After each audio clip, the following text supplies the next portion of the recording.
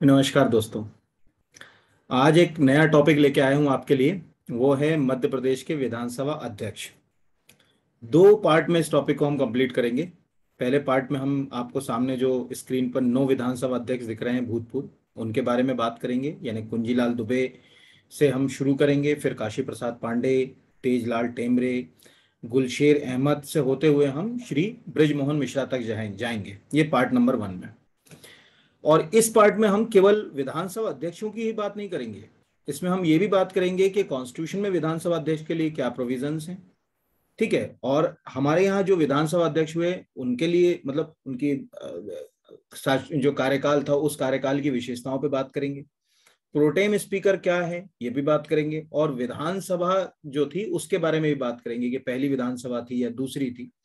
तो अगर आप एमपीपीएससी मेंस प्लान कर रहे हैं तब भी ये बहुत इंपॉर्टेंट टॉपिक है, क्योंकि आपको विधानसभा का एक क्वेश्चन बन सकता है ना, ये ध्यान रखिएगा। प्लस अगर आप एमपी का कोई भी जो है वो अगर कहा जाए एग्जाम को प्लान कर रहे हैं, जैसे फॉरेस्ट सर्विस को प्लान कर रहे हैं या व्यापम के एग्जाम प्लान कर रहे हैं या कोई और टेक्निकल एग्जाम भी प्लान कर रहे हैं, और उसमें जनरल स्टडी के हिसाब से विधानसभा वाला क्वेश्चन आ सकता है। इस बार एक क्वेश्चन आपको मालूम है कि इससे पूछा गया है, वो भी हमारे इस आर्टिकल में है।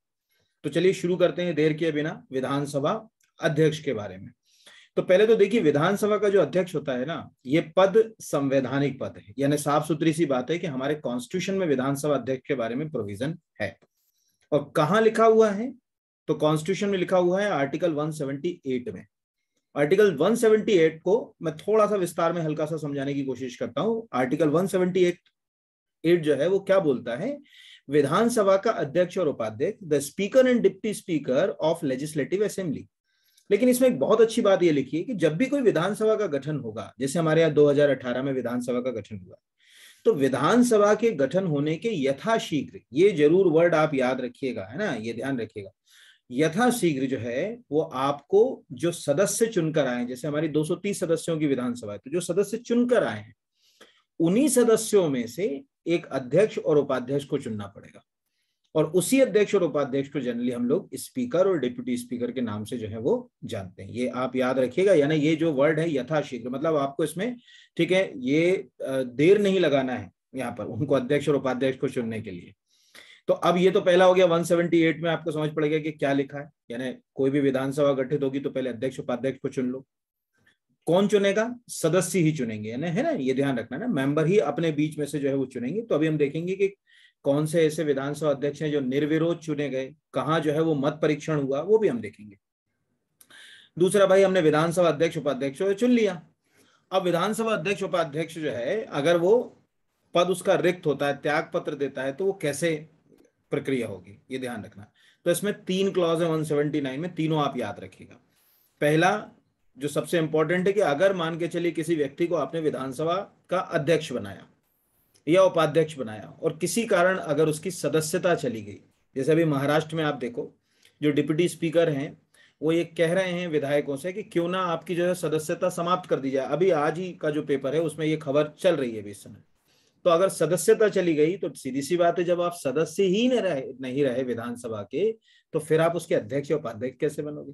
तो पहला तो साफ हो गया कि अगर आपकी यानी विधानसभा अध्यक्ष की या उपाध्यक्ष की सदस्यता चली जाती है तो सीधी सी बात है उसको वो पद क्या करना पड़ेगा? रिक्त करना पड़ेगा। दूसरा कि भाई उसको लग रहा है यार मैं इस पद पे नहीं रहना चाहता, तो वो खुद भी रिजाइन कर सकता है और उसकी सरल प्रक्रिया है। उसको राज्यपाल को नहीं देना है रिजाइन करने के लिए कि जो है रेजिग्नेशन जो है वो सिग्नेचर करके राज्यपाल को दे, नहीं। अगर अध्यक्ष का है मन कि भैया जो है वो अगर वो त्याग पत्र देना चाहता है तो उपाध्यक्ष को संबोधित करके जो है वो एक सिग्नेचर करके त्याग पत्र दे दे। और अगर मान के चलिए उपाध्यक्ष यानी डिप्टी स्पीकर को लग रहा है कि यार मुझे जो है वो त्याग पत्र देना है, तो अध्यक्ष को जो है वो त्याग पत्र दे सकता है। यानी ये एक जो है वो कॉन्स्टिट्यूशन में बड़ी सरल सी जो है वो प्रक्रिया बताई कि अगर स्पीकर को देना है तो वो डिप्टी स्पीकर को, और डिप्टी स्पीकर को देना है तो वो स्पीकर को जो है वो अपना लेटर दे सकता है। लेकिन ये ध्यान रखना है, writing under his hand addressed, यानी उसके हाथ से लिखा हुआ, जिसको अपन कहते हैं संबोधित करते हुए हस्ताक्षर सहित जो लेख होगा। ऐसा नहीं कि हाथ से लिखने वाला, हस्ताक्षर के, हाँ भैया ये मैं कह रहा हूं कि मैं त्याग पत्र जो है वो दे रहा हूं आपको। ये तो 2 केस हो गए। पहला क्या समझा कि अगर उसकी सदस्यता चली जाए तो वो स्पीकर या डिप्टी स्पीकर नहीं रहेगा। दूसरा, उसका मन कर रहा है यार नहीं रहना तो वो रिजाइन कर दे अपने जूनियर को या जिसको भी, मतलब अध्यक्ष है तो उपाध्यक्ष को, उपाध्यक्ष है तो अध्यक्ष को। तीसरा केस जो सबसे इंपॉर्टेंट है, मतलब ये वाला जो है केस आप याद रखिएगा। तीसरा है कि भैया विधानसभा के मेंबरों को ही लग रहा है यार इसको अध्यक्ष पद से हटाना है, ये हमारे अध्यक्ष के लायक नहीं है या उपाध्यक्ष के लायक नहीं है, तो वो क्या कर सकते हैं, एक रेजोल्यूशन पारित कर सकते हैं। ठीक है, रेजोल्यूशन यानी संकल्प, बहुमत से संकल्प पारित कर सकते हैं। लेकिन ऐसा संकल्प अगर उनको लाना है तो उसके लिए सबसे पहले उनको क्या करना पड़ेगा, उसको 14 दिन की आपको प्री नोटिस देना पड़ेगा कि भैया हम एक जो है वो रेजोल्यूशन जो है लाना। ये ध्यान रखना, जो भी मैं आपको पढ़ा रहा हूं ना, ये विधानसभा का यही के यही लोकसभा में है सेम। वहां विधानसभा को हटा के केवल जो है वो क्या वर्ड इस्तेमाल कर लेना है, लोकसभा। या विधानसभा स्पीकर है वहां लोकसभा स्पीकर, एक लाइन भी इधर उधर नहीं खसकेगी, ध्यान रखना, सब कुछ वैसा के वैसे ही रहेगा। तो 14 दिन की सूचना दे दी और उसको हटा दिया। लेकिन इसमें एक लाइन जो है वो बहुत ज्यादा जो है वो इंपॉर्टेंट है, मैं आपको दिखा देता हूं, ये आप जरूर एमपीपीएससी के लिए जो है वो नेक्स्ट ईयर के लिए जो है वो एग्जाम के लिए याद रखिएगा। ये वाली, अगर आप उसको संकल्प पारित करके हटा रहे हो, आपको लग रहा है कि नहीं यार इसको हटाना है, तो पहले आपको ये 14 दिन की सूचना तो देना है। अगर विधानसभा विघटित हो गई उस स्थिति, तो वो अगली जब तक विधानसभा गठित नहीं हो जाएगी और उसका जो पहला सेशन नहीं हो जाएगा तब तक वो तब अध्यक्ष बना रहेगा। ये ध्यान रखिएगा। जैसे आज विधानसभा, जैसे ऐसे समझ लें कि आज 25 जून है, 25 जून 2022 को विधानसभा विघटित हो गई, तो नई विधानसभा अगर मान के चलिए 4 जुलाई को बनती है और उसका पहला सत्र जो होता है वो 8 जुलाई को होता है, तो उसकी अध्यक्षता वो पुराना वाला ही विधानसभा अध्यक्ष करेगा। ध्यान रखना, क्यों? क्योंकि अभी हमारे पास कोई नया विधानसभा का अध्यक्ष नहीं है। ये एक इंपॉर्टेंट बात है, ये याद रखना। अगले क्वेश्चन की ओर जो बढ़ जाते हैं, यानी इसी के अगले हिस्से के ऊपर आर्टिकल 180, इसको आप रट लेना आने वाले 2 साल के लिए, रट लेना। क्यों रट लेना, उसके 2-3 कारण बता रहा हूं। एक तो आर्टिकल 180 जो है ना, उसमें बताया गया है प्रोटेम स्पीकर। हालांकि इसमें कहीं प्रोटेम वर्ड का इस्तेमाल नहीं किया गया है, लेकिन इसमें प्रोटेम स्पीकर की कहानी है। प्रोटेम यहां पर मैं लिख दे रहा हूं, प्रोटेम। प्रोटेम को हम आम भाषा में सामयिक या प्रोटेम ही कहते हैं। एक्चुअल प्रोटेम समझो क्या होता है। प्रोटेम, इसमें कहीं प्रोटेम वर्ड का यूज नहीं किया गया है, लेकिन आम बोलचाल में प्रोटेम वर्ड इस्तेमाल आता है। क्या बोलता है प्रोटेम, ये समझो। प्रोटेम जो है एक लैटिन वर्ड है जिसका मतलब होता है प्रो टेम्प्रो। मतलब टेम्प्रो को समझते हो ना, टेम्परेरी। तो अपन प्री देते हैं, तो प्री को क्या मान लो, उसका फर्स्ट स्टेज, उसको प्रो मान लो। और ये एग्जाम क्या, आप अगर इसको क्वालिफाई कर लोगे और इसमें 100 में से 100 ले आओगे, तो क्या मेंस और इंटरव्यू में जुड़ेंगे? यानी ये टेम्परेरी है आपका केवल, और जो है वो छटनी वाली जो है प्रक्रिया है। तो प्रो टेम्प्रो से वर्ड आया प्रो टेम्प, प्रो से प्रो ले लिया, और जो है टेम्प्रो से जो है अगर कहा जाए, ये प्रो लिखा है ना यहाँ, ये टेम्प्रो से टेम ले लिया, तो हमारे पास आ गया एक प्रोटेम स्पीकर। आर्टिकल 180 में ये लिखा हुआ है, देखो ध्यान से पढ़ो पढ़ो, ये बहुत इंपॉर्टेंट है कि विधानसभा का ऐसा सदस्य जिसको राज्यपाल इस प्रयोजन के लिए नियुक्त करे, यहां पर जब विधानसभा का अध्यक्ष उपाध्यक्ष का पद रिक्त हो, तो वो कौन नियुक्त करेगा? राज्यपाल नियुक्त करेगा। उसी व्यक्ति को, जो ऐसा सदस्य की बात करें जो राज्यपाल कर रहा है, उसी को अपन क्या बोल रहे हैं? प्रोटेम। यानी आपको क्या समझ पड़ा, 180(1) के तहत प्रोटेम स्पीकर की नियुक्ति राज्यपाल करेगा। दूसरी वो कैसी करेगा? टेम्परेरी करेगा, है ना, ये टेम्परेरी नियुक्ति है। तीसरी कि आर्टिकल 180 में प्रोटेम वर्ड का प्रयोग नहीं किया गया है, ये ध्यान रखिएगा ना, प्रोटेम वर्ड का यूज नहीं किया गया। आम बोलचाल में हम प्रोटेम वर्ड का इस्तेमाल करते हैं। अब ये भैया, ये जो प्रोटेम स्पीकर बनाया, ये अभी क्यों चर्चा में आएगा, क्वेश्चन समझो। तो देखो, जो अभी 17वीं लोकसभा बनी ना, 2019 में जो लोकसभा के चुनाव में आपने वोट डाला होगा, उसमें जिस बंदे को प्रोटेम स्पीकर बनाया वो मेरे ही नाम का है, वीरेंद्र कुमार। और वो प्रोटेम स्पीकर थे और वो मध्य प्रदेश से थे, ये एक याद रखिएगा। मतलब मध्य प्रदेश से सांसद थे वीरेंद्र कुमार, उनको प्रोटेम स्पीकर जो है वो बनाया गया। एक तो ये क्वेश्चन अपना जो है वो आने वाले 1-2 साल के पीएससी के लिए फिक्स हो गया यहाँ पर। दूसरा कि प्रोटेम स्पीकर जो है वो जब भी विधानसभा गठित होती है तो चर्चा में रहता है। तो समझो चर्चा में कैसे रहता है। प्रोटेम स्पीकर के 4 काम होते हैं ना, चारों में बता दे रहा हूं। पहला, प्रोटेम स्पीकर का काम जो होता है वो होता है अध्यक्ष और उपाध्यक्ष को चुनना।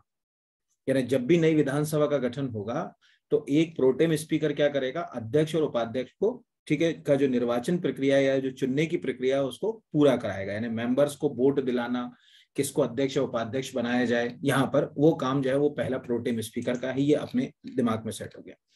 दूसरा है कि जब विधानसभा गठित होगी, जैसे सपोज मान के चलो आज 25 जून को ही एक नई विधानसभा गठित हुई, तो जितने विधायक आएंगे उन सबको शपथ कौन दिलाएगा? यहाँ पर वो शपथ दिलाएगा सदस्यों को। कौन? Pro tem speaker. ध्यान रखना, सदस्यों को शपथ राज्यपाल नहीं दिलाता, ध्यान रखिएगा ना, राज्यपाल नहीं दिलाता, ये याद रख लेना। तुम समझ लो कि विधानसभा के सदस्यों को राज्यपाल शपथ दिलाएगा, नहीं, ये उनको नए सदस्यों को शपथ दिलाएगा। राज्यपाल वो मिनिस्टरों को शपथ दिलाएगा जो काउंसिल ऑफ मिनिस्टर में जाएंगे, नए यहाँ पर अगर कहा जाए तो। ये एक काम हो गया सदस्यों को शपथ दिलाना। दूसरा काम हो गया अध्यक्ष का, जो भी विधानसभा का अध्यक्ष होगा उसके निर्वाचन कराना। तीसरा मान के चलिए, एक शब्द आपने अभी खूब सुना होगा, अभी महाराष्ट्र की राजनीति में चल रहा है। अब मान के चलो 230 मेंबर की मध्य प्रदेश की विधानसभा है, और बीजेपी को जो है वो मान के चलो 110 आ जाए, या 120, 100 सपोज मान के चलो 116 आ जाए, और कांग्रेस को 114 आ जाए, तो बिल्कुल 50-50 वाली स्थिति पर है। तो ऐसी स्थिति में फिर कई बार क्या होता है, टेस्ट होता है कि हाँ भैया हमारे पास मेजोरिटी है, सब हमारे साथ है, उसको बोलते हैं फ्लोर टेस्ट। उस स्थिति में ये फ्लोर टेस्ट जो होगा वो भी जो है वो कौन कराएगा? Pro tem speaker. यानी अभी कितने काम हो गए? 3। और आखिरी काम होता है कि जब तक अध्यक्ष उपाध्यक्ष चुने नहीं गए तब तक जितने भी विधानसभा के काम है अध्यक्ष पद के, वो सब प्रोटेम स्पीकर करेगा। मतलब कितनी चीज हुई देखो यहाँ पर, पहले सदस्यों को शपथ दिलाने का काम करना है उसको। दूसरा कि जो अध्यक्ष उपाध्यक्ष है मतलब उसका चुनाव कराना है। तीसरा, जब नई विधानसभा गठित होती है और कोई सिचुएशन आती है कि किसी के पास मेजोरिटी नहीं है पार्टी के पास, तो उसमें प्रोटेम स्पीकर को जो है वो कहा जाता है फ्लोर टेस्ट कराने का। और चौथा जो है वो उस समय जो है वो सदन की जो है वो कार्रवाई को देखता है जब तक वो प्रोटेम स्पीकर के पद पर रहता है। इसलिए अमृत है ये 180। प्रोटेम स्पीकर 180 एक के तहत राज्यपाल नियुक्त करेगा, टेम्परेरी नियुक्त करेगा, लेकिन 180 में कहीं प्रोटेम स्पीकर शब्द का प्रयोग नहीं किया गया है। ये एक अपने को याद रखना है, ये भी एक अच्छा क्वेश्चन जो है वो हो सकता है। यानी अभी हमको जो है वो ये इतने जो है वो प्रोविजन समझ पड़े। अब बाकी जो प्रोविजन है वो हम सब आखिरी में देखेंगे। अब हम आ जाते हैं मध्य प्रदेश की विधानसभा में विधानसभा अध्यक्षों के। तो पहले विधानसभा अध्यक्ष थे पंडित कुंजीलाल दुबे। ये ध्यान रखिएगा ना, मध्य प्रदेश के नरसिंहपुर जिले के आम गांव में उनका जन्म हुआ कुंजीलाल दुबे का। अब कुंजीलाल दुबे कैसे विधानसभा स्पीकर बने पहले उस पर समझ लें, फिर उनके जो है वो हिस्ट्री या उसके संबंध में जो भी चीजें रही होंगी उसके ऊपर भी जो है वो हम बात जो है वो कर लेंगे। एक्चुअल क्या हुआ, आपको ये मालूम होगा कि जब देश स्वतंत्र हुआ और जो शुरुआत में लोकसभा और विधानसभा के चुनाव होते थे वो एक साथ होते थे। याद रखिएगा ना, अलग अलग चुनाव नहीं होते थे जो आजकल प्रधानमंत्री जी बोलते हैं ना, 1 नेशन 1 इलेक्शन, वो उस समय एक ही साथ होते थे। बाद में ये अलग अलग हो गए जब केरल में कम्युनिस्ट गवर्नमेंट बन गई थी पहली बार, तो फिर सरकार ने गड़बड़ करना शुरू कर दी। अभी भी अलग अलग होते हैं। तो प्रथम हमारी विधानसभा कब बनी? मध्य प्रदेश के गठन के साथ ही बनी। तो मध्य प्रदेश का कब गठन हुआ? 1 नवंबर। ये छोटा है, ध्यान रखो कि जो स्क्रीन होती है ना मोबाइल की वो ऐसे जो है मतलब वर्टिकल और हॉरिजॉन्टल में अंतर याद रखना, नहीं तो गड़बड़ हो जाएगी। 1 नवंबर में थोड़ा बड़ा बड़ा भी लिख देता हूँ, 1956 को मध्य प्रदेश का गठन हुआ, ये ध्यान रखना। तो पहली विधानसभा कब गठित हुई? 1 नवंबर 1956 को। अब विधानसभा गठित हुई तो हमको क्या चाहिए था? एक प्रोटेम स्पीकर चाहिए था। तो हमने प्रोटेम स्पीकर जो है वो विधानसभा में 29 नवंबर 1956 को अपॉइंट करा, पहला प्रोटेम स्पीकर। ठीक है, उस प्रोटेम स्पीकर का नाम था काशी प्रसाद पांडे। वो बाद में जो है वो विधानसभा अध्यक्ष हुए। तो काशी प्रसाद पांडे को ध्यान रखना ना, डेट याद रखना। अच्छा स्टैंडर्ड का पढ़ रहे हो आप तो एग्जाम के लिए बहुत काम का है। 29 नवंबर को काशी प्रसाद पांडे को क्या करा? प्रोटेम स्पीकर बनाया। कहा कि भाई अब आपको जो है वो काम करना है, बताना है कि किसको जो है वो विधानसभा अध्यक्ष बनाया जाए, क्या है उसके बीच वोटिंग करा लो। अब उस समय कांग्रेस तो बहुत बड़ी पार्टी थी, तो कांग्रेस के अगेंस्ट कोई दूसरी पार्टी आ सकती है कि भैया वोटिंग की जो है जरूरत पड़े? तो ध्यान रखिएगा, जब किसी एक पार्टी के पास एब्सोल्यूट मेजोरिटी हो जाए, जैसे 230 में से अगर मान के चलो 150 बीजेपी के पास हो, तो क्या अपोजिशन ये किसी को खड़ा करेगा कि यार हम भी विधानसभा अध्यक्ष के लिए अपना कैंडिडेट खड़ा करना चाहते? नहीं करेगा। तो काशी प्रसाद पांडे जब प्रोटेम स्पीकर बने 29 तारीख को, तो उसके बाद फिर क्या हुआ? पहली बैठक हुई हमारी विधानसभा की। हमारी पहली बैठक हुई थी 17 दिसंबर को, है ना। कोई पूछे मध्य प्रदेश विधानसभा की पहली बैठक कब हुई, तो 17 दिसंबर 1956 को पहली फर्स्ट सिटिंग मध्य प्रदेश विधानसभा की कब हुई थी? 17 दिसंबर 1956 को। इस 17 दिसंबर 1956 की बैठक में जो है अनअपोस्ट का क्या मतलब हुआ? निर्विरोध। यानी ये ध्यान रखना, कुंजीलाल दुबे कैसे चुने गए? निर्विरोध चुने गए, मतलब उनके खिलाफ कोई भी खड़ा नहीं हुआ। जैसे अभी मान के चलो राष्ट्रपति कैंडिडेट अलग अलग पार्टी ने खड़े कर दिए, अब कांग्रेस या यूपी अगर अपना कैंडिडेट नहीं खड़ा करता तो सीधी सी बात है दूसरा कैंडिडेट क्या हो जाता? निर्विरोध चुना जाता, अनअपोज्ड। तो कुंजीलाल दुबे जो है वो अनअपोज्ड जो है वो विधानसभा के अध्यक्ष चुने गए। और जो है 18 दिसंबर को, यानी यही एक और नीचे लाइन लिख देता हूँ, 18 दिसंबर 1956 को विधानसभा के अध्यक्ष के रूप में कार्यकाल उनका शुरू हो गया। देखो कितनी कहानियां आई। 1 नवंबर 1956 को मध्य प्रदेश का गठन हुआ। फिर उसके बाद काशी प्रसाद पांडे को कहा कि भैया आपको प्रोटेम स्पीकर बना रहे हैं। किसने बनाया? मध्य प्रदेश के गवर्नर ने बनाया, है ना। तो अब ये सब कहानी मत सुनना कि गवर्नर कौन थे क्या थे, वो आप मेरा गवर्नर और सीएम वाला वीडियो देखो, बहुत हेल्पफुल है आपके लिए। तो गवर्नर उनको जो है वो अगर कहा जाए, काशी प्रसाद पांडे को प्रोटेम स्पीकर बनाया। काशी प्रसाद पांडे ने जो है वो पहली बैठक आयोजित करवा दी। कब? 17 दिसंबर 1956 को। उसमें सभी कैंडिडेट्स ने, जितने भी एमएलए चुन के आए थे, उन्होंने कहा यार हमारे लिए तो कुंजीलाल दुबे ही हैं, उन्हीं को जो है वो बना दो। तो कुंजीलाल दुबे जो है वो पहले हमारे क्या बन गए? स्पीकर बन गए। कोई पूछेगा मध्य प्रदेश के यहाँ पर। और 18 दिसंबर को जो है वो कुंजीलाल दुबे जो है वो स्पीकर के पद पर जो है वो काम कर रहे हैं, ये याद रखें। उसी समय विष्णु विनायक सरवटे विधानसभा के उपाध्यक्ष चुने गए थे, ध्यान रखना। लेकिन चूंकि मैंने क्या कहा कि विधानसभा उपाध्यक्षों का एक अलग वीडियो बनाएंगे, नहीं तो कचरा हो जाएगा, ध्यान रखना। सब खिचड़ पिचड़ नहीं करना अपने को, सबके नोट्स अलग अलग अच्छे से प्रिपेयर करना, एक में मैच मत कर लेना। तो ये विधानसभा अध्यक्ष बन गए। अब विधानसभा अध्यक्ष बन गए। अब ध्यान रखिएगा, अब ये पहला मैंने आपको यहां तक समझा दिया। अब इनके बारे में थोड़ा सा पढ़ लेते हैं। कुंजीलाल दुबे के बारे में ज्यादा चीजें याद नहीं रखना। 3 चीजें हैं जो आपको याद रखना। पहला कि वो 3 विधानसभाएं जो शुरू की थी उसमें विधानसभा अध्यक्ष रहे, फर्स्ट, सेकंड और थर्ड। पहली जो 2 विधानसभा थी, यानी फर्स्ट और सेकंड वाली जो विधानसभा थी, उसमें वो अनअपोज्ड चुने गए, निर्विरोध, यानी उनके खिलाफ कोई खड़ा ही नहीं हुआ। लेकिन जो थर्ड वाली विधानसभा थी, ठीक है, जो तीसरी विधानसभा थी, उसमें वो अनअपोज्ड नहीं चुने गए, वो मत विभाजन से चुने गए। ये याद रख लेना। कोई पूछेगा कि भाई क्या तीसरी वाली भी जो है वो अनअपोज्ड चुने गए? नहीं, तीसरी वाली विधानसभा में वो मत विभाजन से चुने गए, ये याद रखिएगा। मतलब वहां पर एक कैंडिडेट था और वोटिंग करानी पड़ी, ये याद रखना। पहली दूसरी में अनअपोज्ड और तीसरी वाली में आपको वोटिंग प्रक्रिया अपनानी पड़ी। तो इस तरह से जो है वो कुंजीलाल दुबे जो है वो 3 विधानसभाओं में अध्यक्ष रहे। और सबको मालूम है, मैंने क्या बोला था अभी थोड़ी देर पहले, कि जब देश स्वतंत्र हुआ उसके बाद जो लोकसभा, राज्यसभा के लोकसभा और विधानसभा के जो चुनाव होते थे ना, वो एक साथ होते थे। अब नहीं होते। अब इसलिए नहीं होते यार, क्योंकि क्या है ना, अब देखो भारत के और राज्यों के मुद्दे बिल्कुल अलग अलग। जैसे अगर कहा जाए मध्य प्रदेश का एक बड़ा मुद्दा क्या है, तो वो है अनएम्प्लॉयमेंट, यानी बेरोजगारी। सीधी सी बात है, ज्यादा वैकेंसीज नहीं है। लेकिन ये भारत का मुद्दा नहीं है। देश के लिए बड़े मुद्दे क्या है?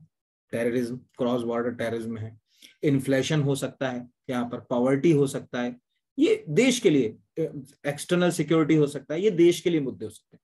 तो देश के मुद्दे अलग होते हैं, राज्यों के मुद्दे अलग होते हैं, है ना, ये ध्यान रखिएगा। तो अगर दोनों को एक साथ इलेक्शन कराते रहते तो गड़बड़ हो जाती ना। तो क्या हुआ कि जो पहली हमारी विधानसभा थी, वो तो बहुत ही जल्दी जो है वो खत्म हो गई, यानी शुरू हुई और खत्म हो गई, ऐसे कह।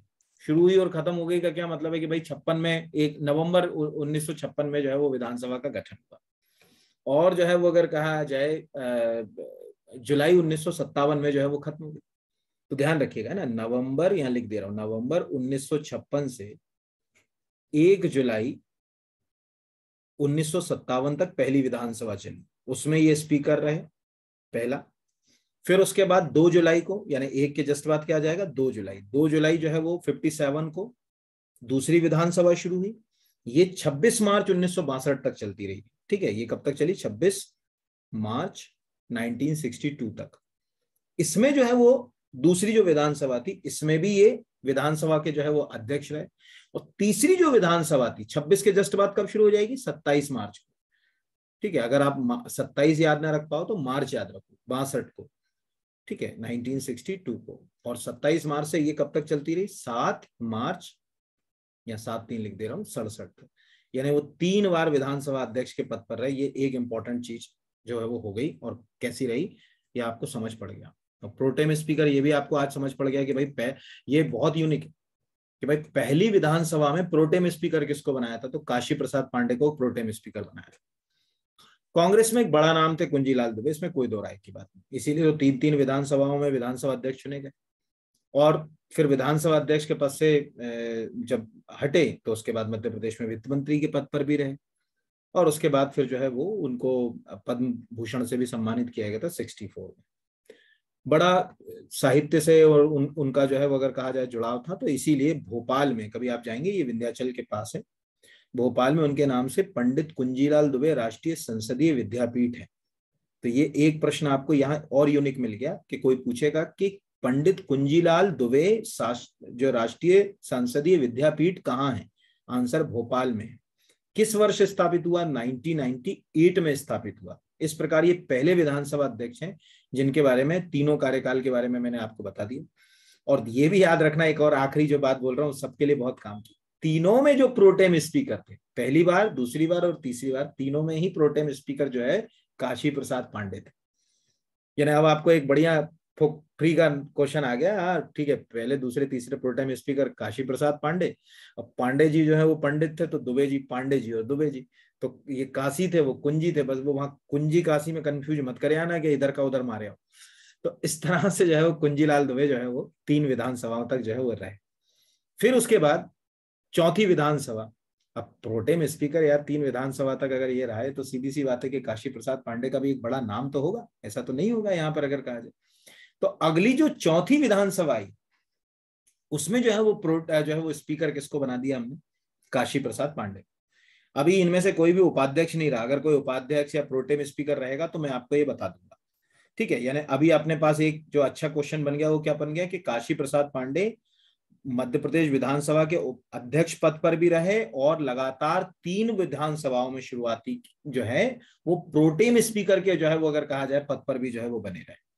तो अब क्या हुआ कि चौथी विधानसभा आई है ना, तो अब चौथी विधानसभा का गठन कब हुआ, यहां लिख लेते हैं। चौथी विधानसभा का गठन हुआ था 1 मार्च 1967 को, ये 1967 को चौथी विधानसभा गठन मार्च में। अब सीधी सी बात है कि यार नई विधानसभा का गठन हुआ है, तो कहीं ना कहीं जो है वो आपको प्रोटेम स्पीकर तो चुनना पड़ेगा कि भैया नए विधानसभा अध्यक्ष को जो है वो शपथ दिलाओ, जितने सदस्य आए उन सबको सदस्यों को शपथ दिलाओ। तो इसके लिए भी आप याद रखिएगा। अच्छा, एक अनोखी बात आपको बता दूं, विधानसभा का जो अध्यक्ष होता है ना, अध्यक्ष और उपाध्यक्ष नाम की कोई शपथ नहीं होती। मैं आखिरी में बताऊंगा एक बार फिर से, वो अगर सदस्य के रूप में शपथ ले रहा है तो वही शपथ है उसकी।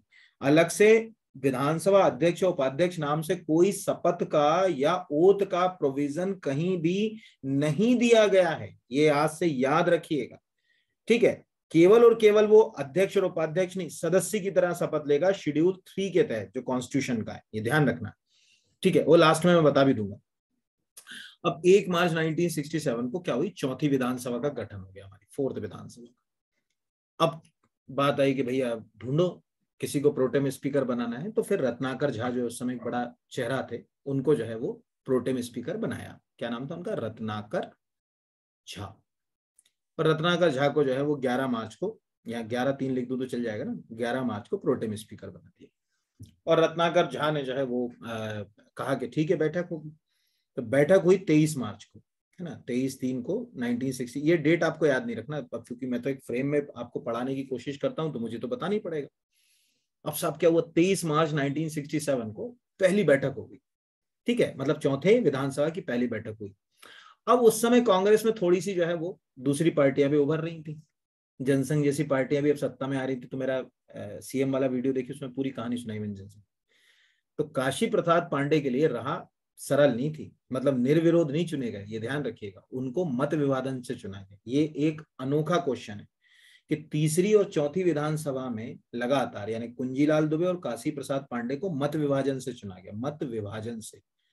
मत विभाजन समझिए ना कि यार हम इनको वोट दे रहे हैं कि नहीं दे रहे यहाँ पर, तो ये मत विभाजन से चुन लिए गए इस तरह से। और प्रोटेम स्पीकर रत्नाकर झा ने जो है वो शपथ दिला दी और ये फिर विधानसभा अध्यक्ष बन गए। तो 23 को ये प्रक्रिया हुई, तो निश्चित रूप से कब से कार्यकाल शुरू हो जाएगा, 23 के बाद 24 मार्च से। 24 मार्च को वो विधानसभा के अध्यक्ष बन गए साहब हमारे। इस तरह से ये कहानी रही। अब जो बच्चे, ये तो कहानी मैंने आपको पूरी समझा दी, बहुत यूनिक है, एग्जाम में आपको आएगी कुछ ना कुछ। अब जो लोग, ध्यान समझना, पटवारी के एग्जाम की तैयारी कर रहे हैं ना, उनके लिए अमृत क्वेश्चन। एक्चुअल विधानसभा स्पीकर चुने जाने से पहले उनको जो है वो काशी प्रसाद यादव को एक कमेटी का चेयरमैन बनाया, और वो ये था, उस कमेटी का नाम भी रखा काशी प्रसाद पांडे समिति। एक्चुअल याद करो थोड़ा सा, भारत में पंचायती राज के लिए केंद्र सरकार ने कौन सी कमेटी गठित करी? बलवंत राय मेहता। अब बलवंत राय मेहता कमेटी ने एक 3 टायर पंचायती राज यानी त्रिस्तरीय पंचायती राज की सिफारिश कर दी भारत सरकार को। उस समय तक पंचायती राज के ऊपर काम करना राज्यों के ऊपर था ना। डीपीएसपी में आता है पंचायतों का गठन, आपने पढ़ा भी होगा, और नहीं पढ़ा हो तो याद रखिएगा। कोई पूछेगा कि भाई पहले जो है वो पंचायतों के गठन से संबंधित जो भी बातें थी वो किस मतलब कॉन्स्टिट्यूशन के किस पार्ट में थी, तो आर्टिकल 40 डीपीएसपी ग्राम पंचायत का संगठन, बड़े बड़े अक्षर में उसमें लिखा हुआ है ऑर्गेनाइजेशन ऑफ विलेज पंचायत। तो वहां पर अब क्या हुआ कि बलवंत राय मेहता कमेटी हो गई। अब बलवंत राय मेहता कमेटी जब गठित हो गई तो राज्यों से कहा यार अपने अपने स्तर पर काम करो, अपनी अपनी कमेटी बनाओ। तो कांग्रेस ने मध्य प्रदेश में काशी प्रसाद पांडे कमेटी अपॉइंट करी, 15 मेंबर कमेटी थी। इसने जो है वो 1958 में उसी बलवंत राय मेहता कमेटी के मॉडल को सिफारिश कर दिया है कि हाँ हम ग्राम पंचायत, जनपद और जिला पंचायत मॉडल को अपनाएंगे, यानी त्रिस्तरीय पंचायती राज। तो ये हुआ। तो देखो यहाँ ऐसे मैं लिख देता हूँ ना, जैसे यहाँ पर मैं थोड़ा सा लिख देता हूँ बलवंत राय मेहता, ये हो गया 1957। ठीक है, इसने कितने तरह के मॉडल की बात कर दी? त्रिस्तरीय ना। एक हो गया ग्राम पंचायत, ये तो अभी चुनाव है ना, आज ही तो भोपाल में था वोटिंग। ग्राम पंचायत, दूसरा हो गया जनपद, और तीसरा हो गया जिला। अब इसी मॉडल को जो है वो हमने अपॉइंट कब करा? काशी प्रसाद पांडे कमेटी कब अपॉइंट करी? काशी प्रसाद, यहीं पे लिख दे रहा है, 1958 में, या सॉरी 1957 में। इसने कब रिकमेंड किया? 1958 में। इसके बाद मध्य प्रदेश विधानसभा ने एक अधिनियम पास किया 1962 में। ये मध्य प्रदेश का पहला पंचायती राज एक्ट है, रट लेना। ठीक है, ये रट लेना। वो 1993 वाला अभी बाद में बात करेंगे। कोई पूछे कि भाई मध्य प्रदेश ने किस साल अपना पहला पंचायती राज एक्ट पास किया, तो 1962 में मध्य प्रदेश ने अपना पहला पंचायती राज एक्ट पास किया था, काशी प्रसाद पांडे कमेटी की रिकमेंडेशन के बाद। ये पटवारी के लिए अमृत क्वेश्चन, प्लस पटवारी के लिए जो एग्जाम के लिए 15 सदस्य, 1957 सिफारिश 1958 मध्य प्रदेश में। ये भी याद रखिए, यहाँ दिखा दे रहा हूं आपको, मध्य प्रदेश में पंचायती राज एक्ट 1962। ये सब जो है वो क्वेश्चन आपको आ सकते हैं, इस तरह से रहे। बाकी राजनीति में अगर कहा जाए उत्तर प्रदेश, ये ऐसे प्रश्न भी आजकल पूछ रहे हैं, तो वो भी याद रखिएगा कि भाई इनमें से किस विधानसभा अध्यक्ष का जन्म मध्य प्रदेश में नहीं हुआ। आजकल तो ऐसे प्रश्न भी एमपीपीएससी जो है वो फ्यूज उड़ाती। एमपीपीएससी क्या करती है, वो ये चैलेंज करती है आजकल स्टूडेंट को कि हम 2-4 क्वेश्चन ऐसे पूछेंगे कि तुम्हारे दिमाग से ऊपर ही से जाएंगे, तुमको लगे कि और मेहनत करना। ऐसा कमाल कर रही है आजकल। तो इनका जन्म तो प्रयागराज में हुआ, यानी आज इलाहाबाद, और वहीं से इनकी राजनीतिक जीवन की जो है वो शुरुआत हुई। कई बार जेल भी गए, जैसे लिखा है 31, 40, 42 में वो जेल भी गए। तो ये एक अच्छा हेल्दी क्वेश्चन आपके लिए हो सकता है यहाँ पर कि फोर्थ जो विधानसभा है उसमें काशी प्रसाद पांडे जो है वो विधानसभा के जो है वो अध्यक्ष बने। और जो ये फोर्थ जो विधानसभा थी, इसमें नर्मदा प्रसाद जो श्रीवास्तव थे वो उपाध्यक्ष थे। तो वो मैं आपको ऐसे लिख दे रहा हूं कि जो फोर्थ विधानसभा थी उसमें नर्मदा प्रसाद है ना, वो कभी अलग से मैं आपको नर्मदा प्रसाद श्रीवास्तव के बारे में पढ़ाऊंगा तो उसमें बताऊंगा। वो थे। इस तरह से ये कहानी आई और चली गई। और इन्होंने जो है वो अपना जो है वो काशी प्रसाद पांडे ने जो कार्यकाल था यानी 72 तक का जो है वो पूरा किया। 24 मार्च तक वो, ये लिखा भी हुआ है यहाँ पर, मध्य प्रदेश में विधानसभा के अध्यक्ष रहे। अगली विधानसभा आ गई पांचवी। ठीक है, अब अपन कहाँ बढ़ जाते हैं? अगली विधानसभा के ऊपर, यानी पांचवी विधानसभा। अब पांचवी विधानसभा के जो विधानसभा अध्यक्ष थे वो थे तेजलाल टेमरे। बालाघाट के राजनीति में एक बहुत बड़ा चेहरा थे और अनअपोज चुने गए थे। मतलब उनके खिलाफ जो है वो कोई भी जो है वो विधानसभा में खड़ा नहीं हुआ, तो निर्विरोध जो है वो टेमरे चुने गए। लेकिन वो ज्यादा समय तक नहीं रह पाए, उसके पीछे के भी कारण आपको बताता हूँ। तो पहले तो देखें पांचवी विधानसभा का थोड़ा सा यही स्टोरी लिख लेते हैं। तो ये फिफ्थ विधानसभा लिख दिया मैंने। कई बच्चे मुझसे बोलते हैं कि सर फॉन्ट छोटा है, तो भैया मैं आपको ये कहूंगा कि जो मोबाइल है ना वो इसमें तो दिखेगा नहीं, उसको आप जैसे ऐसा है ना इस तरह से रख के देखें, ऐसे खड़े देखोगे यार तो कैसे देख पाओगे। ठीक है, और कोशिश क्या करो, स्क्रीनशॉट ले लिया करो, ज्यादा लगता है सबसे अच्छा कमाल है। बाकी तो मैंने कहा कि टेलीग्राम चैनल आज आपको मैंने लिंक कई बार दे दी है, इस सब मैं उस पर भी डाल देता हूँ, वहीं से आप किसी भी दुकान से प्रिंट निकलवा लो, क्या दिक्कत है, कोई मनाही तो है ही नहीं यहाँ। तो अब फिफ्थ विधानसभा गई हमारी। है ना। तो पांचवी जो विधानसभा थी वो कब शुरू हुई? 17 मार्च को। यहां लिख देता हूं मैं, 17 मार्च 1972 को शुरू हुई।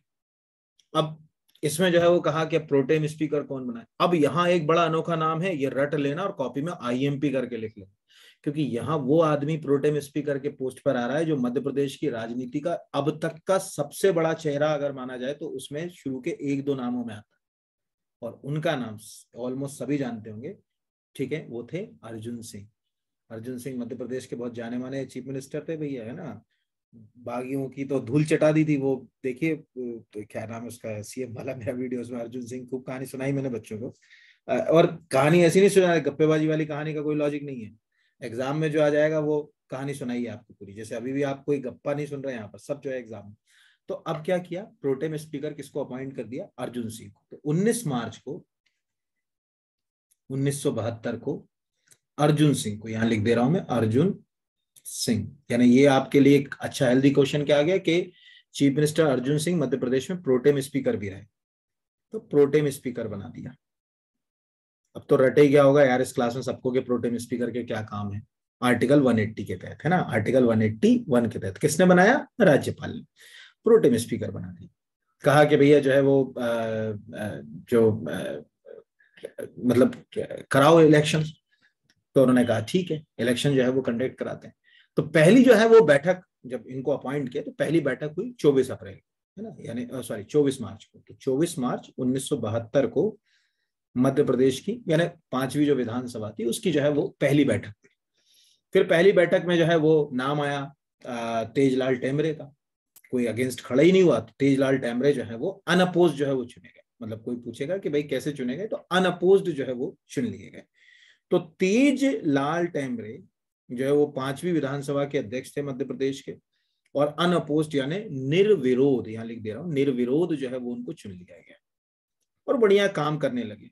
लेकिन एक्चुअल प्रॉब्लम वही हुई, राजनीति की उठापटक के कारण उनको बहुत जल्दी जो है वो रिजाइन करना पड़ा। बहुत जल्दी उनने जो है वो रिजाइन कर दिया, और वो रिजाइन करने के कारण थोड़ा सा दो तीन थे, मतलब एक कारण नहीं था। मतलब पार्टी के अंदर ही आपसी जो है वो खटपट भी एक कारण जो है वो माना जा सकता है यहाँ। तो उन्होंने क्या करा कि अब साहब वो 25 मार्च 1972 को अपॉइंट हुए और 10 अगस्त 1972 को उनने रिजाइन कर लिया। मतलब बहुत छोटा सा कार्यकाल यार। आप सोचो 25/3 से 10/8, यानी 25 मार्च से 25 अप्रैल, 25 मई, 25 जून, 25 जुलाई और अगस्त, मतलब लगभग मोटा मोटा माने तो 4.5 महीने वो स्पीकर के पद पर रहे। यानी अभी तक जितने स्पीकर हमको मिले उनमें इनका सबसे कम कार्यकाल मिल रहा है। अभी तक जितने मिले उनमें सबसे कम कार्यकाल मिला। बाकी अभी अपन अब जब आएंगे, यानी जो है वो अगर कहा जाए कि 2018 तक की स्थिति में, तो फिर ओवरऑल लिख लेंगे सबसे कम कार्यकाल, सबसे ज्यादा कार्यकाल, ऐसे उस समय जो है वो उस पर बात करेंगे। अब उनको हटाया, तो उनको हटाने के बाद फिर क्या करा कि लेकर आए किसको? गुलशेर अहमद को। तो गुलशेर अहमद को जो है वो विधानसभा का जो अध्यक्ष जो है वो अपॉइंट कर दिया 72 में। वो पहले मुस्लिम थे जो विधानसभा के अध्यक्ष जो है वो अपॉइंट हुए। ये ध्यान रखना, कोई पूछेगा कि भाई मध्य प्रदेश विधानसभा के पहले मुस्लिम अध्यक्ष कौन थे, तो उनका नाम था गुलशेर अहमद। गुलशेर अहमद को जो है वो अपॉइंट कर दिया। फिर गुलशेर अहमद जो है वो बाकी का जो पूरा जो जैसे कहते हैं ना कि पीरियड जो है वो उन्होंने गुलशेर अहमद ने जो है वो पूरा किया। यानी वो 77 तक, यानी यहां लिख दूं कि 72 से 77 तक गुलशेर अहमद जो है वो रहे। अभी गुलशेर अहमद की भी एक कहानी आएगी। तो इस तरह से जो है वो अपने को एक कहानी समझ पड़ी कि तेजलाल टेमरे 25 मार्च से 10 अगस्त 1972, यानी एक बहुत छोटा सा टेन्योर उनका जो था इसमें रहे। और उसके बाद जब वो विधानसभा अध्यक्ष के पद से हटे, अब ये तो मालूम ही होगा कि कोई व्यक्ति अगर विधानसभा के अध्यक्ष के पद पर है ना, तो वो काउंसिल ऑफ मिनिस्टर में नहीं आ सकता। यानी जो है वो उसको कोई मंत्री आप नहीं बनाओगे काउंसिल ऑफ मिनिस्टर में सीधे। ये ध्यान रखिएगा, पता चले गृह मंत्री बना दिया, विधानसभा का अध्यक्ष बना दिया, ऐसे नहीं यहाँ पर। फिर उसके बाद वो लोक निर्माण विभाग में मंत्री रहे, राजस्व, कृषि, सहकारिता जैसे विभागों में भी मंत्री रहे। ये मुझे नहीं लगता कि ऐसा कोई क्वेश्चन पूछेगा, लेकिन पता होना चाहिए कि हाँ साहब वो रेवेन्यू मिनिस्टर भी थे, यानी रेवेन्यू भी देख रहे थे उस समय का, फाइनेंस का, एग्रीकल्चर, कोऑपरेटिव, ठीक है, या फूड एंड सप्लाई, ये सब देख रहे थे। तो इस तरह से पांचवी विधानसभा चल रही। अब पांचवी में ही दूसरे नाम जो पांचवी विधानसभा में आएगा, तो विंध्य की राजनीति में एक बहुत बड़ा नाम थे, और इनके बारे में एक ही क्वेश्चन जो आएगा वो मैं आपको भी बताने वाला हूं बस 2 मिनट के बाद। अभी मैंने क्या बताया कि मध्य प्रदेश की राजनीति में जो उठापटक हुई 72 में, उसके बाद जो है गुलशेर अहमद पहले मुस्लिम विधानसभा अध्यक्ष बने और बकायदा जो है वो 1977 तक, यानी लगभग 4 साल का उनका विधानसभा अध्यक्ष का जो है, जैसे कहते हैं ना कि अच्छा कार्यकाल उन्होंने पूरा किया। फिर विधानसभा अध्यक्ष के पद से जब उन्होंने रिजाइन किया तो फिर वो जो है वो कांग्रेस की राजनीति में एक वो सक्रिय चेहरा जो है वो बन गए। इतना ही इनके बारे में आएगा, लेकिन एक अनोखी चीज आएगी जो आप कॉपी के अंदर नोट डाल के लिखिए। ये कहानी के 2 हिस्से हैं। आपने हिंदुस्तान के इतिहास में अगर जो इलेक्शन कमिश्नर सुने होंगे उनमें सबसे तेज तराग इलेक्शन कमीशन, जिसके कारण आज आपके पास हाथ में जो वोटर आईडी कार्ड है ना, उन्हीं की देन है, वो है टीएन शेषन। एक गीत था बड़ा 90s में चलता था, कभी यूट्यूब पे ढूंढ लीजिएगा, दिल्ली शहर मेरे मेरो घांगरो जो घूमियो, ठीक है। तो उसमें एक लाइन आती है टीएन शेषन करके, वो मुझे एकदम तो अब याद नहीं है गीत, तो मैं पूरी लाइन तो नहीं बता सकता। मैं समझता हूँ कि आप आईएएस की तैयारी कर रहे हैं, एमपीपीएससी कर रहे हैं, एक बार आप टीएन शेषन को जरूर पढ़ लीजिएगा भैया। ऐसा अधिकारी बनिएगा, अगर देश को कुछ देना है तो इतना ईमानदार अधिकारी जो है वो बनना है आपको, और इतना डेडिकेट ऑफिसर बनना है। मतलब उनको रेमन मैग्सेस अवार्ड मिला टीएन शेषन को, अभी 2019 में टीएन शेषन की डेथ हुई और एक दाग नहीं था उनके ऊपर, एक दाग नहीं था। इतना फेयर, किसी मंत्री से, प्राइम मिनिस्टर से भी नहीं डरते थे वो, पीवी नरसिम्हा राव से भी वो नहीं डरे, ठीक है। ये ध्यान रखिएगा, 1990 से 96 तक टीएन शेषन मध्य भारत के मुख्य निर्वाचन आयुक्त थे। और क्या प्रधानमंत्री, क्या काउंसिल ऑफ मिनिस्टर, जो इलेक्शन कमीशन की पावर है उन्होंने सिद्ध कर दी भारत में क्या होता है इलेक्शन कमीशन, तो ऐसा होता है। और मैं तो रिक्वेस्ट करता हूं कि जितने इलेक्शन कमिश्नर्स हैं वो फॉलो कर लें उनको यार, ऐसा इंसान बन जाए कोई तो क्या बात है। मतलब अद्भुत ही छवि थी उनकी, किसमें कोई दो राय की बात नहीं। और 96 में उनको रेमन मैग्सेस अवार्ड से जो है वो सम्मानित किया गया। और ठीक है, पढ़िए कभी यहाँ पर अगर कहा जाए, एक बड़ी प्रसिद्ध उनकी किताब थी ए हार्टफुल बर्डन, ठीक है, बड़ा अच्छा लिटरेचर है उसका। तो साहब अब उनको पता चला, ये क्या हुआ कि ये हिमाचल प्रदेश के गवर्नर थे गुलशेर अहमद, और अपॉइंट ही हुए थे बेचारे, मतलब 2-3 ही महीने गवर्नर रह पाए गुलशेर अहमद हिमाचल के। अब गुलशेर अहमद के लड़के खड़े हुए थे ये विंध्य से चुनाव विधानसभा के, ठीक है, ये ध्यान रखिएगा। तो वो अपने बेटे के चुनाव प्रचार में आ गए। अब टीएन शेषन को किसी ने बता दिया कि साहब एक गवर्नर जो है वो इलेक्शन का प्रचार कर रहे हैं। यार ये कॉन्स्टिट्यूशनल पोस्ट इसकी इजाजत नहीं देती है ना, आप राजनीति में से उठ गए, गवर्नर या प्रेसिडेंट बन गए तो आप राजनीतिक पार्टी नहीं कहलाते, ये ध्यान रखिए। तो फिर जब काफी जो है वो कहते हैं ना कि धुआं उठता है, तो फिर विरोध हुआ, तो उन्होंने फिर खुद ही रिजाइन कर दिया, ठीक है, मतलब उनको इस्तीफा देना पड़ा और कहा कि ठीक है हट जाते। तो गुलशेर अहमद के बारे में 3 चीजें याद रखना। पहला कि वो विधानसभा अध्यक्ष तो थे 5वीं विधानसभा में, यानी वो यहाँ पर, ये पहला हो गया विधानसभा अध्यक्ष, ये लिख दिया मैंने। दूसरा, गुलशेर अहमद के बारे में क्या पता चला कि उनके राजनीतिक जीवन की शुरुआत कहां से हुई, विंध्य क्षेत्र में राज्यसभा सदस्य थे ना, वो राज्यसभा से मेंबर थे, और कहां से थे, विंध्य से। जिनको नए स्टूडेंट जिन्होंने कभी पॉलिटी ना पढ़ी हो, राज्यसभा में कॉन्स्टिट्यूएंसी नहीं होती कि राज्यसभा में भोपाल से चुन लिया जाए, नहीं, राज्यसभा राज्य का प्रतिनिधित्व करती है। तो उस समय चूंकि 52 में जब बने थे तो मध्य प्रदेश इस रूप में नहीं था, तो वो विंध्य क्षेत्र से राज्यसभा के सदस्य थे, ये याद रखना। तीसरा कि वो राज्यपाल थे हिमाचल प्रदेश के, और 93 में राज्यपाल के पद पर रहते हुए ही उनको क्या देना पड़ा था, इस्तीफा देना पड़ा था। वो घटना अपने को याद रखना। ये 5वीं विधानसभा की बड़ी अनोखी सी छोटी सी स्टोरी, मुझे लगता है कि आपको मजा भी आएगा। ये हो गई, और उम्मीद है कि जो नाम बोल दिया है टीएन शेषन को पढ़िए, हिंदी में ढूंढिए, इंग्लिश में ढूंढिए, और खुद को उनके अनुरूप ढालने की कोशिश करिए, मतलब अच्छा लगेगा मुझे। अगले के ऊपर आते हैं, यानी अब अगली 6वीं विधानसभा आ गई, तो अब आ गई कौन, श्री मुकुंद सखाराम निभालकर, अगले विधानसभा अध्यक्ष। तो अब ये भी देखना पड़ेगा कि भाई मुकुल जो है वो सखाराम नेवालकर जब आए 6वीं विधानसभा में, तो उस समय क्या घटनाएं घटी 6वीं विधानसभा कैसे। तो अब हम आ जाते हैं 6th विधानसभा, 6th, ये 6th विधानसभा लिख दी। अब 6वीं विधानसभा जो है वो कब शुरू हुई, वो हुई थी 23 जून को 1977, आपातकाल के बाद, ठीक है। ये ध्यान रखिएगा। 75 में आज ही का दिन, 25 जून का दिन तो भारत के इतिहास में ऐसा खतरनाक दिन है ना। 75 में इमरजेंसी इंपोज हुई थी, मीसा लगा था, मेंटेनेंस ऑफ इंटरनल सिक्योरिटी, एक जबरदस्त लोगों को अरेस्ट किया गया यहाँ पर। वो एक बड़ा सा दाग भी कहते हैं भारत के लिए उसको। तो छठवीं विधानसभा जो है वो 1977 में जो है वो गठित हुई। अब आपको एक चीज तो अनोखी पता चल गई कि 1977 में केंद्र में जनसंघ की सरकार आ गई थी और राज्यों में भी किसकी सरकार थी, जनसंघ की, ध्यान रखना। तो ये कांग्रेस से नहीं थे, ये किससे थे, जन संघ से थे, ये याद रखिएगा, है ना, जनसंघ से थे। अब मध्य प्रदेश में जनसंघ कैसे खड़ी हुई, मैं बार बार बोलता हूं कि आप मेरा वो, क्योंकि यहां मैं डबल डबल नहीं कर सकता, तो आप मेरा विधान जो सीएम वाला अच्छा वीडियो है उसको आप देख लीजिए। तो साहब अब ये 23 जून को जो है वो 77 को जो है वो विधानसभा को प्रोटेम स्पीकर को कहा कि लाओ भाई प्रोटेम स्पीकर जो है वो बना। तो रघुनाथ सिंह को जो है वो प्रोटेम स्पीकर अपॉइंट कर दिया। ठीक है, रघुनाथ सिंह जो है वो क्या हुआ कि प्रोटेम स्पीकर जो है वो अपॉइंट हुए। जून लिखा है, जुलाई में समझ लें, यहाँ पर मैं 6 कर दे रहा हूँ। तो यहाँ रघुनाथ सिंह यानी अगले प्रोटेम, इससे पहले कौन थे प्रोटेम स्पीकर, अर्जुन सिंह, अब कौन हो गए, रघुनाथ सिंह। रघुनाथ सिंह को क्या बना दिया, प्रोटेम स्पीकर। तो 14 जुलाई 1977 को रघुनाथ सिंह प्रोटेम स्पीकर बने। और फिर जो है वो विधानसभा का पहला सेशन, तो उन्होंने जो है वो पूछा। अब जनसंघ एक तरफा जीता था उस साल मध्य प्रदेश में, देखिएगा जनसंघ एक तरफा, अब कांग्रेस में इतना मेजोरिटी नहीं थी। तो जो है मुकुंद सखाराम नेवालकर भी कैसे चुने गए, निर्विरोध। ठीक है, ये ध्यान रखिएगा, निर्विरोध। अब प्रोटेम स्पीकर कब अपॉइंट हुआ, 14 जुलाई को 1977 को।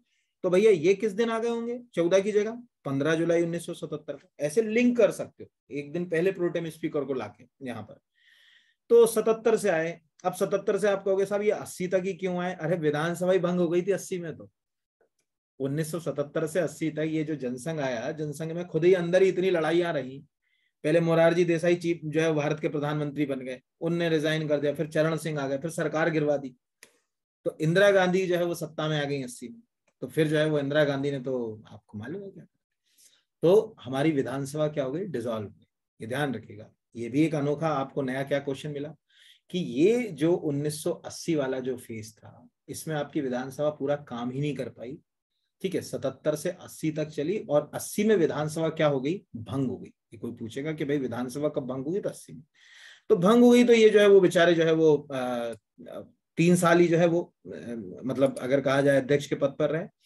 लेकिन इस 3 साल में वो 3 मंत्री जो कांग्रेस से नहीं थे, यानी कैलाश जोशी, वीरेंद्र कुमार सकलेचा और सुंदरलाल पटवा, इन तीनों के उनका कार्यकाल देख लिया इन्होंने। ये इसलिए मैंने इंपॉर्टेंट करके डाल दिया।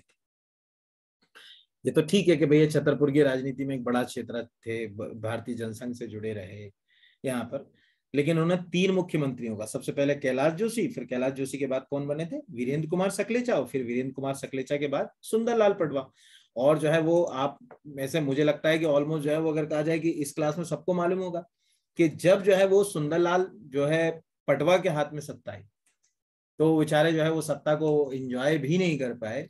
और फिर इंदिरा गांधी उधर सत्ता में आ गई थी, तो इंदिरा गांधी ने जो है वो मतलब जैसे ही सत्ता में आई, तो उन्होंने यहाँ पर सरकार गिरा दी और मध्य प्रदेश में लगा दिया क्या, राष्ट्रपति शासन। तो ये एक आप जो है वो याद रखिएगा। कोई मतलब पूछे कि भाई जो है वो मध्य प्रदेश में राष्ट्रपति शासन क्या उस समय लगा था, हाँ 1980 में लगा था, उसके पहले 1977 में भी लगा था। 1977 में भी लगा था, लेकिन वो केवल 54 डेज का था पहला राष्ट्रपति शासन।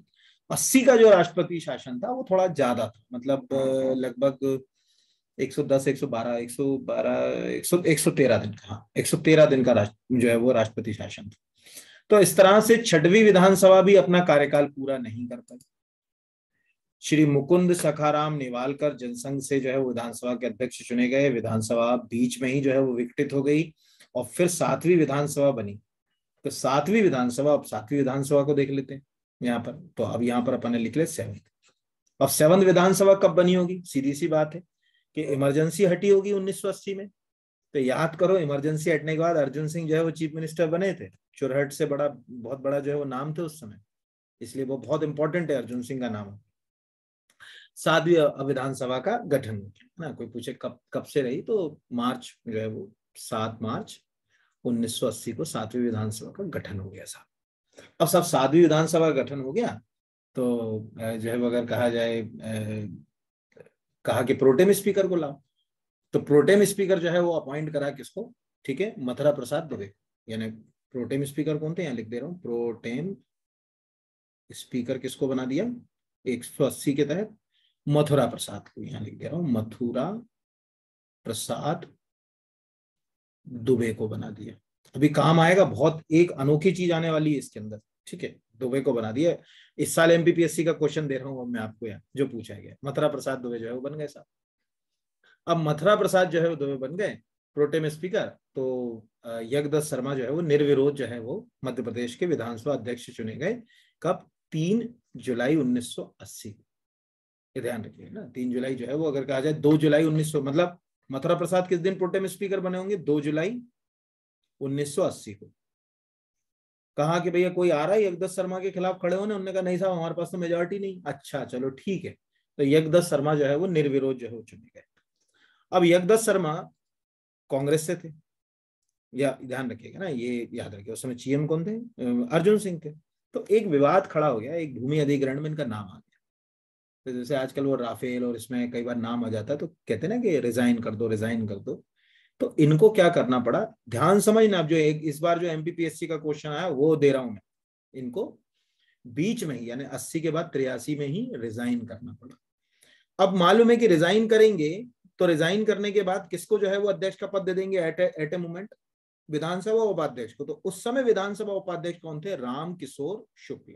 ये आया इस बार एमपीपीएससी में क्वेश्चन, कि कौन अध्यक्ष भी रहे, उपाध्यक्ष भी रहे, प्रोटेम स्पीकर रहे। तो ये राम किशोर शुक्ल जो है वो इसीलिए पूछे यहां पर अगर कहा जाए। तो राम जो है वो, राम किशोर शुक्ल जो है उस समय उपाध्यक्ष थे। तो वो उपाध्यक्ष रहते हुए ही अध्यक्ष का क्या करते रहे? काम करते रहे, ठीक है। ये ध्यान रखिएगा, मतलब यज्ञदत्त शर्मा के रिजाइन करने के बाद उस समय के विधानसभा के उपाध्यक्ष जो है वो अध्यक्ष की पद पर जो है वो काम करते रहे, कि ध्यान रखना। इसीलिए एक बहुत अनोखी चीज जो बता रहा हूं, जो इसके बाद आएगी, ध्यान से देखना, एक लाइन बोल रहा हूं। इनने कब रिजाइन करा? 19 जुलाई 1983 को, है ना। अगला रामकिशोर का कब आ रहा है? 5 मार्च 1984। यानी ये जो स्कैप आ रहा है, बीच का गैप, 19 जुलाई 1983 से 5, यहां पर यही लिख दे रहा हूं, यहां पर लिख दे रहा हूं, 5 मार्च 1984। इस पीरियड में विधानसभा के अध्यक्ष पर कोई भी नहीं था, यह ध्यान रखिएगा। अध्यक्ष की पद क्या थी? खाली थी। कौन देख रहा था विधानसभा के अध्यक्ष को? उपाध्यक्ष। आप कहोगे ऐसा होता है कि, तो आज ही कल ही का पेपर पढ़ना भैया साहब। महाराष्ट्र में यही हाल है। अभी महाराष्ट्र में कोई विधानसभा अध्यक्ष नहीं है, पूरा काम कौन देख रहा है? विधानसभा में उपाध्यक्ष देख रहा है। ये ध्यान रखिएगा सभी लोग, बड़ी पावर होती है विधानसभा अध्यक्ष में, ठीक है। हाँ, एंटी डिफेक्शन जो लॉ होता है ना, दल बदल विरोधी कानून, उसमें राजा होता है, वही तय करता है उसको, मतलब हीरो ही मान लो आप अभी। तो ये उपाध्यक्ष जो है वो देखता रहा। फिर क्या हुआ, ये मतलब लगा कि नहीं यार, अब अध्यक्ष की जरूरत है। तो फिर जो है वो इन्हीं को, मतलब जो राम किशोर शुक्ल हैं, इन्हीं को क्या कर दिया गया, 1984 में विधानसभा अध्यक्ष चुन लिया गया। तो 7वीं विधानसभा में आपको कितने विधानसभा अध्यक्ष मिल गए? 2। ये ध्यान रखिएगा। यानी अब अपने को क्या फायदा मिला, ध्यान से समझो। 5वीं विधानसभा में 2 मिले थे अपने को, एक तेजलाल टेमरे मिले थे और गुलशेर अहमद मिले थे। तेजलाल टेमरे ने रिजाइन करा था, गुलशेर अहमद आ गए। यानी 5वीं विधानसभा में 2-2 विधानसभा अध्यक्ष रहे। ऐसे ही 7वीं में 2-2 रहे। पहले यज्ञदत्त शर्मा आए, कंट्रोवर्सी हुई, रिजाइन कर दिया, तो रामकिशोर शुक्ल को जो है वो दे दिया। तो इस तरह से रामकिशोर शुक्ल के हाथ में जो है पावर आ गई। तो पहला ऐसा, रामकिशोर शुक्ल पहला ऐसा चेहरा थे जो विधानसभा अध्यक्ष बनने से पहले विधानसभा में उपाध्यक्ष के पद पर, ठीक है। कोई पूछेगा क्या वो विधानसभा में अध्यक्ष बनने से पहले उपाध्यक्ष थे? यस, वो विधानसभा के उपाध्यक्ष थे। तो अब ये यहां पर आई, शहडोल में एक बहुत बड़ा नाम थे। तो ये वाली जो अगर कहा जाए 7वीं वाली जो विधानसभा, तो उसमें रहे। फिर 7वीं के बाद जब 8वीं विधानसभा आई, अब यहां से अपन 8वीं से चले जाए, है ना, ये ध्यान रखिएगा, 8वीं।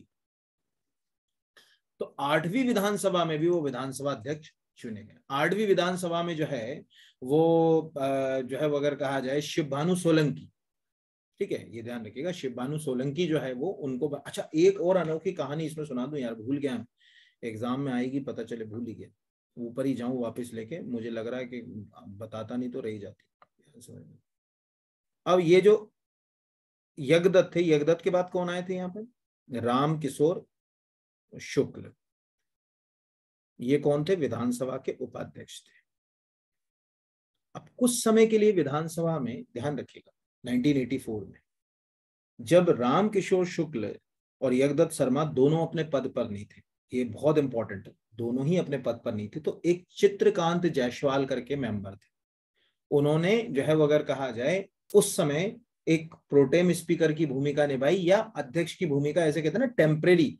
तो ये एक नया अनोखा नाम है, ये ध्यान रखना, और मैं क्या बोल रहा हूं उसको समझना। मैं यहां लिख दे रहा हूं पहले, चित्रकांत जायसवाल। अब समझो क्या बोलता है कॉन्स्टिट्यूशन, कि अगर विधानसभा में अध्यक्ष नहीं है तो अध्यक्ष के पद और दायित्व का निर्वहन कौन करेगा? उपाध्यक्ष। और उपाध्यक्ष भी नहीं है तो कौन करेगा? Most senior member. तो ये जो चित्रकांत जायसवाल हैं वो है, यानी उन्हीं सदस्य। मोस्ट सीनियर का मतलब यहाँ ऐसा मत समझना सबसे ज्यादा एज वाला, मतलब जिसको विधानसभा के सदस्य कहें कि अब अध्यक्ष का या उपाध्यक्ष का काम कर ले, वो जो है बन जाएगा, स्पेशली अध्यक्ष का। तो चित्रकांत जायसवाल फिर उस समय जो है वो प्रोटेम स्पीकर भी रहे नए, अगर कहा जाए विधानसभा अध्यक्ष के चुनाव के लिए। फिर रामकिशोर शुक्ल को जो है वो क्या करा गया?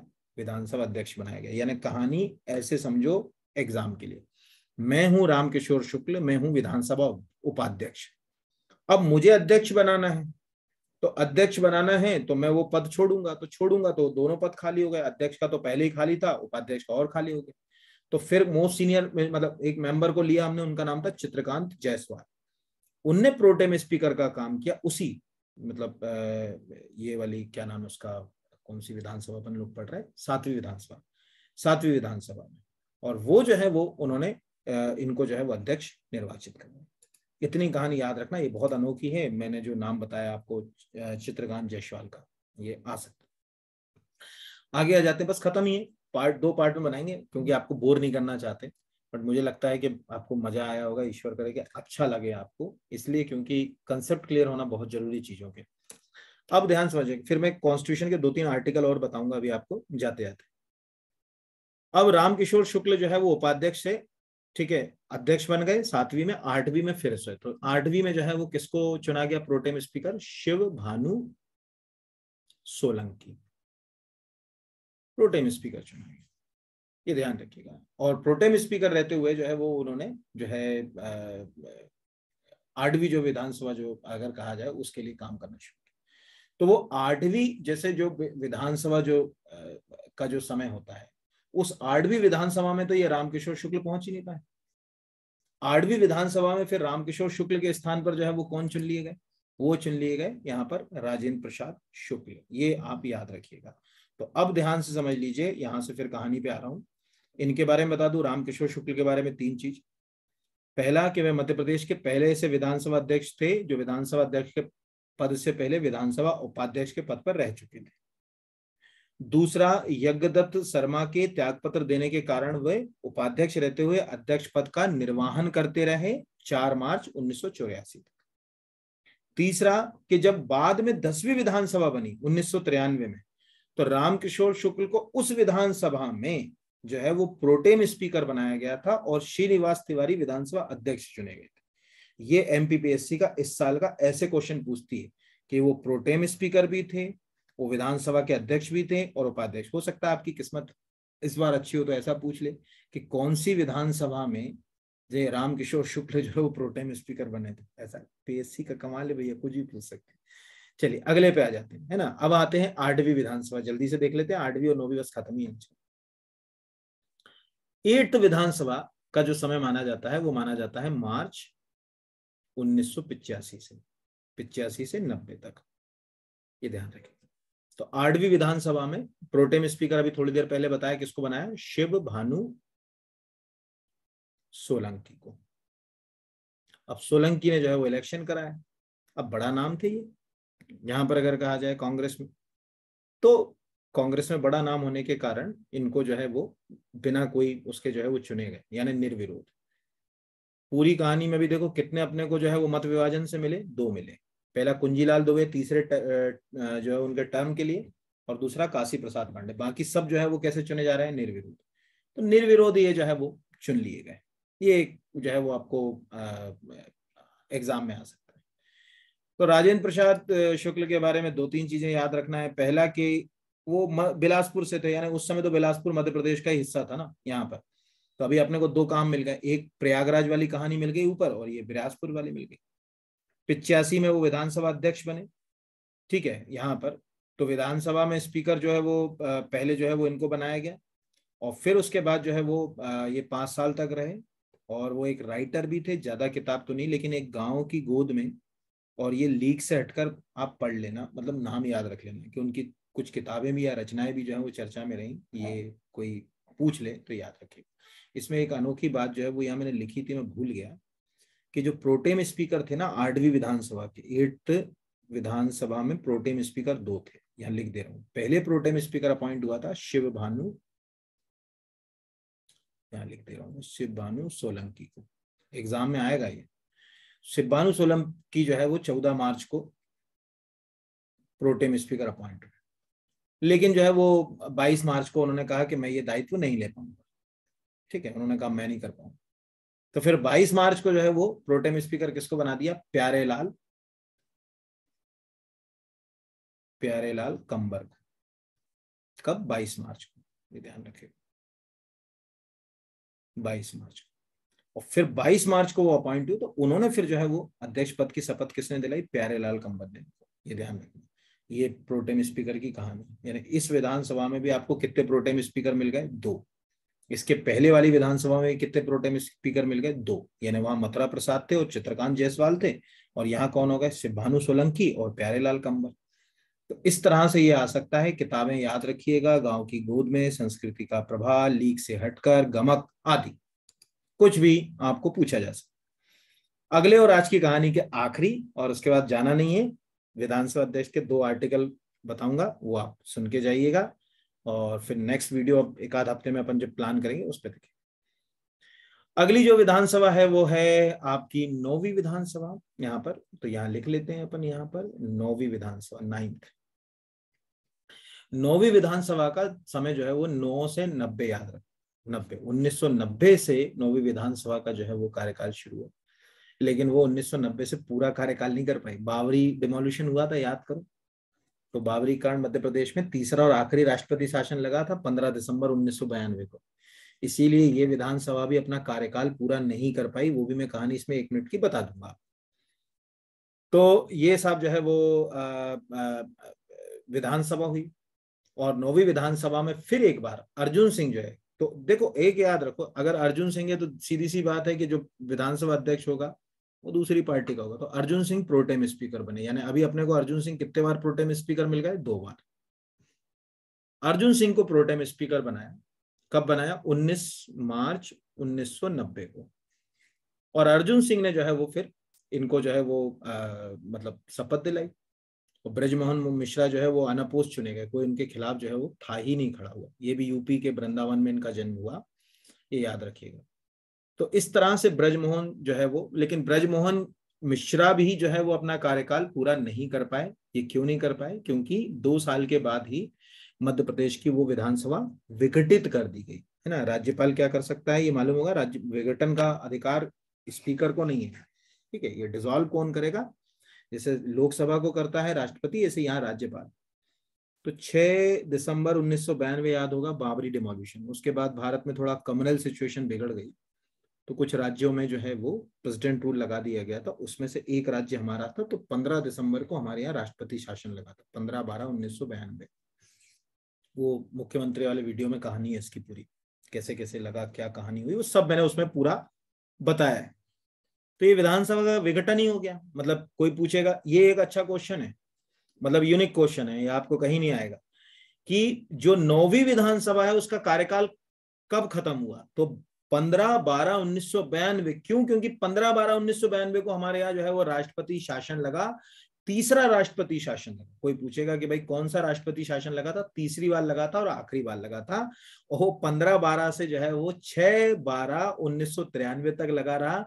और उसके बाद वो साहब आए सीएम बनकर, जो 10 साल सीएम रहे हमारे दिग्गी साहब जी। यानी हमारे मध्य प्रदेश में जो है वो कांग्रेस में एक लंबा, एक अब तक का, अगर हम श्री शिवराज सिंह चौहान जी को छोड़ें, तो उसके बाद अगर दूसरे नंबर पे आए तो दिग्विजय सिंह 10 साल, यानी सबसे लंबा टेन्योर जो है वो दिग्विजय सिंह का, ये दूसरे नंबर पे। अभी तो मुख्यमंत्री जी जो है वो क्या बोलते हैं अपने शिवराज सिंह जी चौहान जो है उनका कार्यकाल जो है वो सबसे लंबा हो गया। तो इस तरह से जो है वो अपने को जो है वो याद रखना, मतलब 13 के 15 16 साल 16 साल आई थिंक जो है चालू हो चुका हुआ उनका, मतलब शिवराज सिंह जी का। तो इस तरह से अब इसमें क्या क्या याद रखना, पहला कि वो जनसंघ की टिकट पर चुनाव लड़े थे। नेपा नगर में इससे पहले कोई विधानसभा सीट नहीं थी, नेपा नगर विधानसभा के पहले विधायक थे वो, ठीक है, ये ध्यान रखिएगा। जब वो विधानसभा अध्यक्ष बने तो अर्जुन सिंह प्रोटेम स्पीकर थे।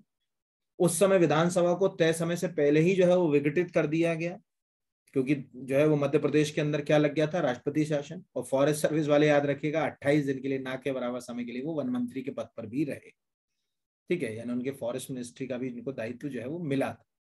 इतना अपने लिए जो है वो काम का है ब्रजमोहन मिश्र। तो ये आज का पार्ट 1 हो गया। 9 विधानसभा अध्यक्ष मैंने आपको जो है वो बता दिए। आखिरी विधानसभा अध्यक्ष श्री ब्रजमोहन मिश्र 9वीं विधानसभा में जो अपना कार्यकाल पूरा नहीं कर पाई। तो अब जाते जाते आखिरी में 2 मिनट अपन विधानसभा अध्यक्षों की थोड़ी सी 1-2 बात और कर ले। अभी हमने देखा कि विधानसभा अध्यक्ष और उपाध्यक्ष के बारे में आर्टिकल 178 में प्रोविजन है। अध्यक्ष बहुत ताकतवर पद है, क्योंकि जो शेड्यूल 10 है कॉन्स्टिट्यूशन का, जिसको एंटी डिफेक्शन लॉ कहते हैं, दल बदल विरोधी कानून, उसमें अध्यक्ष की जो पावर है वो तो बहुत ही ज्यादा पत्थर की लकीर पावर है उसकी। और अध्यक्ष की कितनी ताकत होती, 2-3 दिन तक कंटिन्यू तक अच्छे से ईमानदारी से महाराष्ट्र की न्यूज को सुनते रहो, तो अध्यक्ष को कभी समझने में दिक्कत नहीं आएगी जीवन में कि अध्यक्ष की उपाध्यक्ष की शक्तियां क्या होती। 80 के तहत प्रोटेम स्पीकर बताया था आपको, मैंने क्या बोला था कि प्रोटेम स्पीकर तो होता है, लेकिन उसके लिए कहीं कोई जो है वो कॉन्स्टिट्यूशन में वर्ड प्रयोग जो है वो नहीं किया गया कि जो है वो प्रोटेम स्पीकर जो है वो होगा। ये ध्यान रखिएगा, कोई पूछ ले कि क्या वर्ड प्रयोग किया गया, तो नहीं किया गया। तीसरा फिर चले जाए जो है वो अगर कहा जाए कि उसको हटाएंगे कैसे, तो 181 के तहत जो है वो अध्यक्ष उपाध्यक्ष को हटा सकते हैं। चौथा अगर कहा जाए कि उसका शपथ, सीधे मैं नीचे वाला पहले बता रहा हूं, शपथ किसके तहत होगी, 188, लेकिन किस शेड्यूल के तहत होगी, जल्दी से बताओ, तीसरा। सॉरी, लाइव होता तो आपसे पूछ लेता, एक्चुअल क्या ऑनलाइन पढ़ाता हूँ तो बच्चों से पूछता हूँ तो आदत हो जाती है। तीसरा, जो तीसरी अनुसूचियां लिख दे रहा हूं, तीसरी अनुसूची में ये प्रोविजन है 188 में कि विधानसभा के सदस्यों की शपथ कैसे होगी। अध्यक्ष उपाध्यक्ष विधानसभा के सदस्यों की शपथ के जो है वो बारे में जो है वो उसमें जो है वो प्रावधान जो है वो दिया गया। चौथा, अध्यक्ष और उपाध्यक्ष, या अगर मध्य प्रदेश में विधान परिषद होती है ही नहीं तो उनके वेतन भत्ते कैसे मिलेंगे, यहाँ पर वो 186 में लिखा है। और जैसे लोकसभा में 110 आर्टिकल के तहत स्पीकर तय करता है कि कोई विधेयक धन विधेयक होगा या नहीं, ऐसे धन विधेयक की परिभाषा 199 नंबर के आर्टिकल में यानी विधानसभा की है। इतने आर्टिकल आपको याद रखना है। और ये एक विधानसभा के अध्यक्ष का एक बढ़िया हेल्दी वीडियो हो गया। मुझे लगता है कि आपको बहुत अच्छे से समझ पड़ गया होगा। इसमें अपन ने 4 चीजें बात करी। नंबर 1 कि प्रोटेम स्पीकर कौन कौन रहे, 9 विधानसभाओं का कार्यकाल पूरा देखा कि पहली विधानसभा कब से कब तक रही। तीसरा कि कितने विधानसभा अध्यक्ष जो है वो निर्विरोध चुने गए, तो मैंने बताया कि 2 ही ऐसे रहे जो निर्विरोध चुने गए, सॉरी जो है वो मत विभाजन से चुने गए अभी तक 9 में, ठीक है, पहले वाले और दूसरे वाले, यहाँ पर कुंजीलाल दुबे और काशी प्रसाद पांडे, बाकी सब जो है वो निर्विरोध चुने गए। और उनके शासनकाल की कुछ बुनियादी उपलब्धियों में जैसे एक याद रखना, गुलशेर अहमद वाला कि वो गवर्नर थे, और बाकी TN सेशन को अच्छे से देखना, ठीक है। बहुत बहुत शुभकामनाएं। और हर वीडियो के बाद आपसे ये कहता हूँ, देखिए कई लोग डिसलाइक भी कर देते हैं, पता नहीं क्यों। मैं तो पूरा अपना श्रेष्ठ देने की आपको कोशिश कर रहा हूँ। हो सकता है कि कमियां रहती हैं, इसमें 2 राय की बात नहीं ना, तो मैं बहुत क्षमा मांगता हूँ उन लोगों से जिनको मेरी कमियां दिखती हैं, बताएं कि यार ये कमी है आपके अंदर। बाकी कुछ कमियां तो जो है वो बिल्कुल निराधार हैं। जैसे आज किसी ने एक बच्चे ने पोस्ट किया था कि साहब मेरे 80 नंबर आ रहे हैं, तो 80 क्वेश्चन सही है मेरे, OBC से हैं, मेरा सिलेक्शन होगा कि नहीं। तो एक स्टूडेंट कह रहा है कि नहीं हो ही नहीं सकता 80। तो पिछले 5 साल में तो OBC का कभी कट ऑफ 80 तक गई, उसका तो होना ही है बच्चे का। पर ठीक है, इसमें कुछ करा नहीं जा सकता, ठीक है, उनका अपना मत है और सभी का स्वागत है, ठीक है। लोकतंत्र में हम हैं तो लोकतंत्र में तो जो है वो विरोध भी होता है, आपको भी हक है। बस उम्मीद करिए कि क्या मैं आपको और बेहतर दे सकता हूँ, मुझसे क्या ले सकते हैं वो मुझे बताइए। कल का वीडियो आपके लिए बहुत इंपॉर्टेंट होने वाला है, क्योंकि जो MPPSC मेंस है, MPPSC फॉरेस्ट है, या इस तरह के जो एग्जाम्स हैं या जो टेक्निकल एग्जाम्स है सब इंस्पेक्टर वगैरह, उसका फिजिक्स का पहला लेक्चर, आपने अभी तक मेरा फिजिक्स नहीं पढ़ा, पहला लेक्चर आपको पढ़ाऊंगा वर्क एंड पावर। फिर फिजिक्स के इस तरह के केमिस्ट्री, फिजिक्स, बायो के लेक्चर्स अपन शुरू करेंगे। बहुत बहुत शुभकामनाएं, सबको धन्यवाद, ईश्वर करे सफलता मिले। निश्चित रूप से मेहनत करते रहिए, रुकिए मत। अभी 1-2 साल जो है वो आराम नहीं करना है, फिर जीवन भर आराम ही आराम के लिए मौका मिलेगा, है ना। अभी खूब एफर्ट्स लगा लो, जितने लगा सकते हो अभी एफर्ट्स। चलिए, धन्यवाद।